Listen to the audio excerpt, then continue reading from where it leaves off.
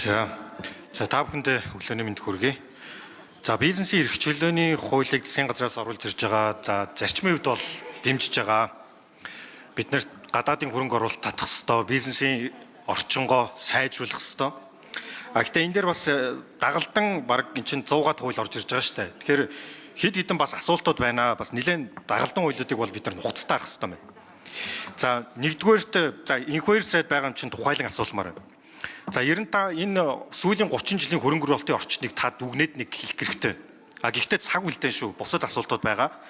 За 2 3 дугаар асуултууд за маш ойлгомжтой 2 дагалдан хуулийн дээр асуулт асууя. За нэг нь бол ашигт малтамлын тухай хуулийн нэмэлт өөрчлөлт.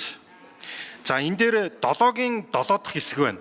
Нэгсэндээ бид нар ашигт малтамлын А, Х лиценз олгох энэ эрхээ бүхэлд нь эсвэл хэсэгчлэн төрийн бус байгууллага болон нийтийн эрх зүйн хуулийн этгээдэд шилжүүлж гүйцэтгүүлж болно гэж оруулж ирж байгаа юм.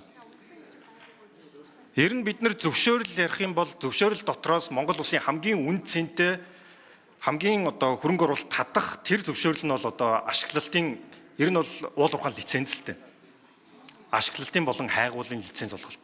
Тэгэхээр энэ ашиглалт болон хайгуулын лиценз олголтоо бид нар энэ 7-гийн 7 дахь хэсгийг өөрчлөөд төрийн бус байгууллагад ингээд бүхэлд нь шилжүүлж болж байгаа юм уу?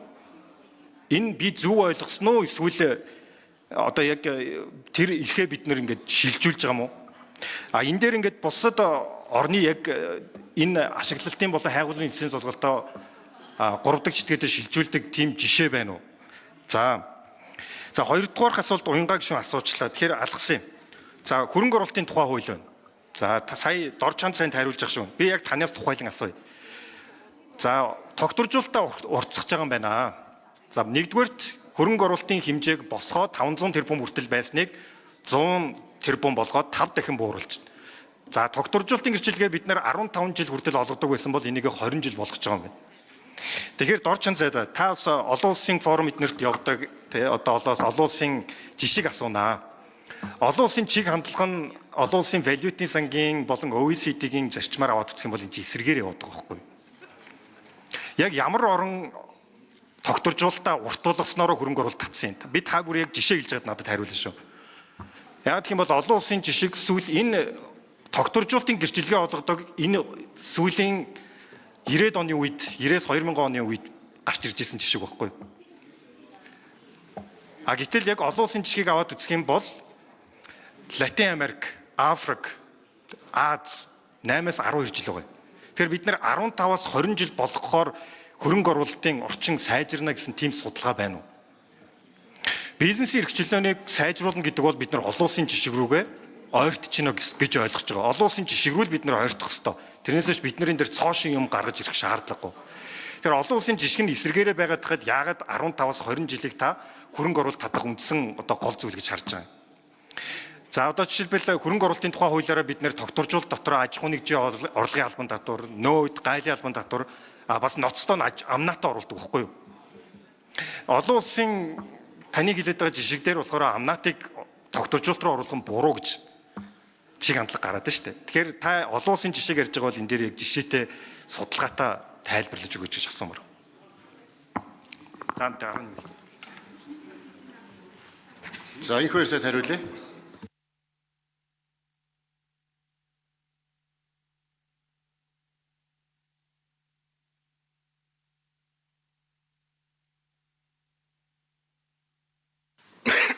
За гадаадын хөрөнгө оруулалт Монгол улсын эдийн засгт ер нь ямар ач холбогдолтой талаар 3 тоо хэлье. Өнөөдөр Монгол улсын 4 суур татврын нэг аж ахуй нэгжийн орлогын албан татврын 24%-ийг гадаадын хөрөнгө оруулалтын аж ахуй нэгжүүд төлсөн татвар бүрдүүлж байна. Нийт Монгол улсын цалингийн сангийн 15%-ийг бүрдүүлж байна. Нийт нийгмийн даатгалын шимтгэл төлөлтийн 18%-ийг гадаадын хөрөнгө оруулалттай 4000 компани бүрдүүлж байгаа. За юу болж өнгөрвөө гэж зах зээлийн харилцаанд орсон өнгөрсөн хугацаанд бид асар их хүчин чармаалт гаргасан, дэлхийн нийтийн итгэлийг татсан, хөрөнгө оруулсан. Ялангуяа 2017 онд Монгол улс эдийн засгийн 17.5% хөргөж жилдээ 5 тэрбумын хөрөнгө оруулалт татдаг. Дараагийн Кувейт, Катар болно гэж дэлхийгээр шуугж ясан хөрөнгө оруулалтын таатай орчинтой улс байсан. тэр үед Монгол улсын татчихсан 5 тэрбум долларыг Төв Азийн Узбек, Казах, Киргиз гээд энэ 5 орнууд нийлээд хүрдэггүй байсан. Бид нар ингэж үнэлэгдэж байсан. Өнгөрсөн 30 жил бид нэг 50 тэрбумын хөрөнгө оруулалтыг татсан байна. 50 тэрбум долларын хөрөнгө оруулалт. Одоо Узбек улс дангаараа жилдээ 50 тэрбум долларын хөрөнгө оруулалтыг татдаг болсон байна. Энэ юу вэ гэвэл бид нар бодлогын томоохон алдаанууд хийгдсэн байна л гэж үздэг. Шулуухан хэлэхэд 2012-оос 16 оны үед хөрөнгө оруулалт эдийн засаг 17 дахин унаж, валютын нөөц тэг болж, хууль эрх зүйн өөрчлөлттэй холбоотойгоор гадаадын хөрөнгө оруулалт Монголоос гарсан. Энийг засах гэсэн 10 жилийн тасралтгүй хөтөлбөрийн үр дүнд сүүлийн жилүүд хөрөнгө оруулалтын очин сайжирж байна. Бид улам сайжруулж боловсронгуй болох шаардлагатай байна. Түрүүн хэлсэн хөрөнгө оруулалт Монголын эдийн засагт ямар их нөлөөлөл үзүүлж байгаа. Сайн нөлөө, шинэ ажлын байр, шинэ технологи, шинэ эдийн засаг, шинэ орлогыг бүрдүүлж байгааг бид нэг үеуд бол нэлээд сайн ойлгодог болсон. Энэ хөрөнгө оруулалтын орчингоо сайжруулад Монгол улс олон улсад нээлттэй орон болох ёстой. Харамсалтай нь одоо дотоодын улс төрчлөлттэй холбоотойгоор бид нар бий болсон нөөцөө ашиглаж чадахгүй байна. Үндсэндээ социализм үед бий болсон нөөцийн тодорхой хэсгийг ашиглаад өдий хүрлээ. Шинээр одоо шинэ орд уурхай үйлдвэрлэлийн газрыг ашиглалтанд оруулах байдал улс төрчлөлттэй их тулж байна. Төрөл бүрийн одоо ард түмний нэр барьсан, орон нутгийн нэр барьсан төрийн бус байгууллагуудын зохион байгуулалттай шантажны одоо ийм үйл ажиллагаанд идэвхжиж байна. Энэ болгон чинь гадаад Монгол улсын нэр хүндийг сөргөөр харуулад байгаа юм зүйлүүд байна. За энэ би гадаадын хөрөнгө оруулалтыг хамгаалах, бизнес орчныг сайжруулах энэ хууль эрх зүйн орчныг дагалдах 99 хуулийн хамт өргөн барьж байгаа юм аа. Энэгээр одоо олон зүйл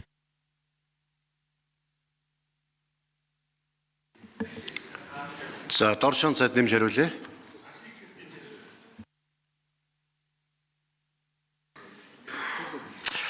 За Батнайрамлаг гишүүний асуултанд хариулъя. За тэгэхээр олон улсад бол энэ докторжуулалтын асуудлыг бууруулж байгаа тийм хандлага бол багхгүй байгаа. Байна гэх юм бол та бас тэрийг гаргаж иж үзүүлээрэй. Хоёрдугаар тааны зөвхөн уул уурхай салбараа бол анзаараад байх шиг байна. Тэгэхээр Монгол улс ганцхан уул уурхайгаас биш төрөлжүүлэх бодлогын хүрээнд эрчим хүчнийхээ салбарыг дэмжээ гэсэн бодлого тоолбол хамгийн түрүүнд тавьж байгаа. Эрчим хүчний төслөөд 15-аас 25 жилийн хугацаанд PPA хийгээд орж ирж байгаа. Тэгэхээр бид зөвхөн ингээл уул уурхай ашигт малтмал гэдэг юм ингээд тойроод яваад байх юм бол энэ загнаас гарахгүй байгааг та мэдж байгаа. За дэлхийд дээр одоо ингээд нийт өнөөдрийн хөрөнгө оруулалтын одоогийн байдлаар 40-оос дээш хувь зөвхөн энэ эрчим хүч технологиор орж ирж байгаа. Уул уурхай бүтээгдэхүүн эрсдэлтэй байдаг. Одоо яг энэ салбар руу бол хөрөнгө оруулалт орж ирэхгүй байгаа. Тэгээ оруулж ирэх талаар бид нар ажиллагаас өөр арга байхгүй.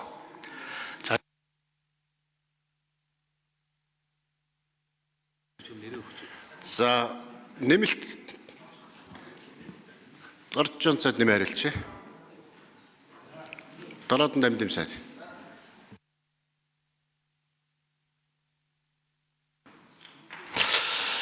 Тэгэхээр бид нар бол OECD-ийн зарчмыг бол баримтлаад тусгасан байгаа. За Монгол улс бол ардчсан улс.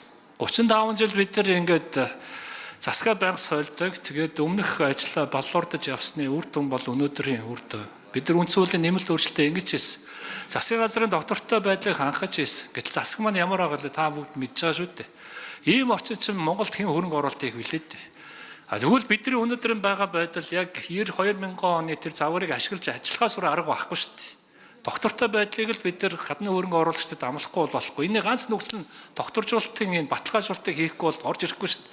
Том төслөөч орж ирэхгүй, дэд үтсийн төслөөч орж ирэхгүй. Монгол улс асар том газар нутагта асар их дэд үтсийн хэрэглээтэй. Гэтэл бид нар нөгөө богино хугацаанд ашиг болдог бизнесээ ингээ хараад байдаг. Гэтэл Монгол бас нөгөө дэд үтсийнхаа хөрөнгө оруулалтыг хийж чадахгүй яваад байгаа нь бизнесээ асар том өндөрлөлт үүсгэж байгаа юм. Одоо ийшээгээ бүгдээрээ бодлогоо чиглүүлээ. Төсөвдөр За дамжим сайд нэмж хариулъя. Энэ ашигт малтмалын тухай хуульд нэмж орж байгаа энэ өөрчлөлтийг бол бас энэ Батнайрамд гишүүнтэй зарчмын хувь санал нэг байгаа.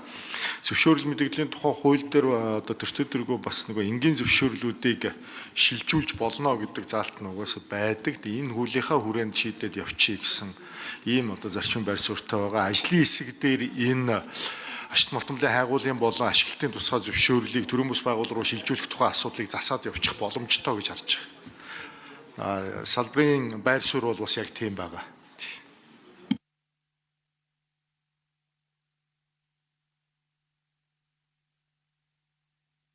За Батнайрамд гишүүн тодруулъя.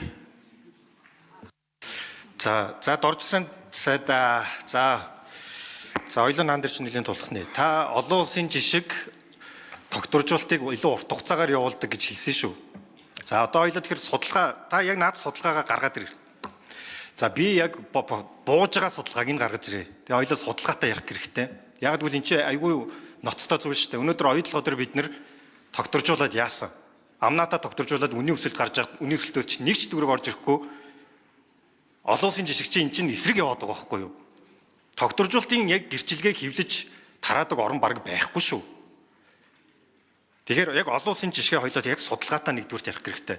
За хоёрдугаарт амнаат биш АХ лиценз олгох энэ процесс чинь буцаад үндсэн хуулийн 6-гийн 2 дээр газрын доорх баялагийг захиран зарцуулах эрх олгож байгаа энэ процесс төр дээр байхгүй бол төрийн бус байгууллага шилжүүлж болохгүй шүү дээ.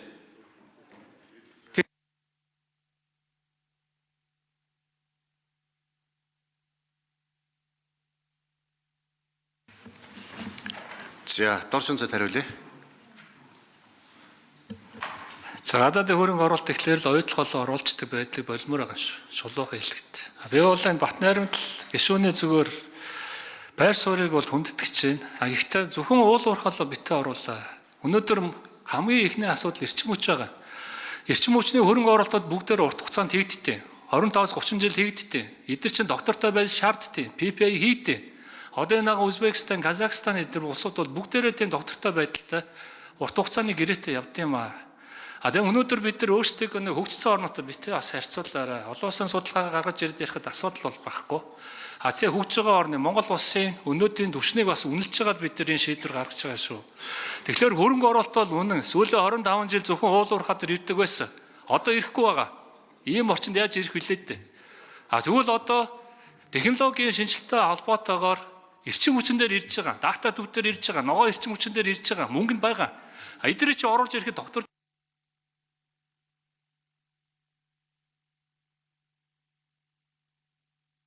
Дамжны сайд хариулъя.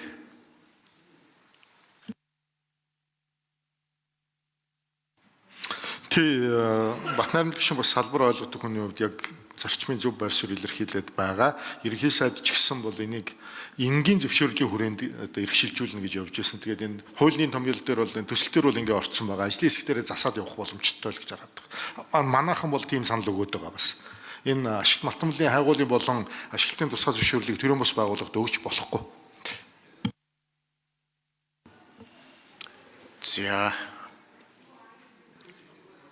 Батнайрамд гишүүн. Тэр доржин сайд хуучин одоо хөрөнгө оруулалтын тухай хуулийн дээр уул уурхаан бус гэд бид нэр ингээ хоёр хуваацсан тогтворжуулалтын хугацаанууд байсан байхгүй юу? Тэр бол зөв байхгүй юу? Яг гэх юм бол уул уурхаачин шаардж байгаа хөрөнгө оруулалт нь хамаагүй том уул уурхаан бус хөрөнгө оруулалтууд нь бас өөр байхгүй юу? Тэгэхээр энэ хоёр байсныг аваачаад нэгтгээд босхийг нь 5 дахин буулгаад хугацааг нь уртцсан юм л да. Тэгэхээр энэ хөрөнгө оруулалтыг илүү татах хөшүүрхээс илүүтэйгээр улс төрийн тогтворгүй байдал гэх мэтчлэн олон зүйлүүд дээр илүү чухал юмаа гэдэг OECD-ийн дүгнэлт байгаад байгаа байхгүй юу? Би энэ дэр дүгнэлт хараал яриад байна л та. Тийм учраас энийг бас нухацтай арах хэрэгтэй юм л да. Тэгээд бид нар одоо дараагийн хөрөнгө оруулалтын гэрээнүүд хийгдэн.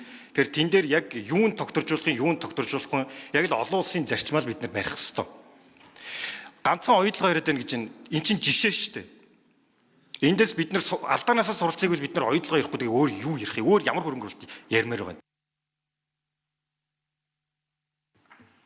За доржин цад хариулъя. За энэ Батнайрамд сайдыг бол баруун төгссөн гадны хөрөнгө оруулалт том төслүүдэд яаж явуулахыг хамгийн сайн мэдж байгаа хүн гэж бодоод та.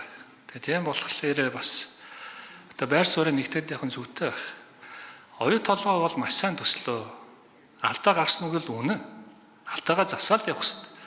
18 жил бид нар оюу толгойг ярьлаа шүү дээ. Гэтэл одоо оюу толгой чинь түүх болоод үлдсэн.